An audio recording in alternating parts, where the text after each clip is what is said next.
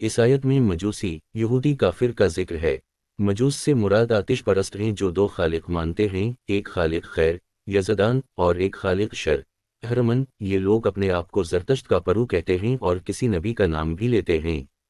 मालूम नहीं ये लोग बाद में गुमराह हुए या शुरू ही से गलत थे। मज़दक ने इनके मजहब और अखलाक को बुरी तरह मसखा करके रख दिया, हत्ता कि हकीकी बहन से निकाह भी इनके यहाँ जायज़ करार दिया गया। वो लोग जिन्होंने शरक किया से मुराद अरब और दूसरे मुल्कों के वो मुशरिक हैं जिन्होंने मंदरजा बाला गिरोहों में से किसी का नाम इख्तियार नहीं किया था, मुसला गाय और बुतों के पुजारी हिंदू। कुरान मजीद इन्हें मुशरिकीन के नाम से जिक्र करता है, अगरचे मुसलमानों के सिवा मंदरजा बाला सब मज़ाहिब में शरक की कोई ना कोई कसम ज़रूर पाई जाती है।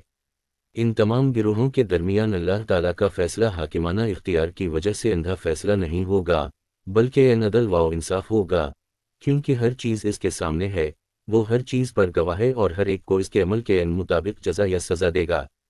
शरक का गुनाह कबीरा में आता है।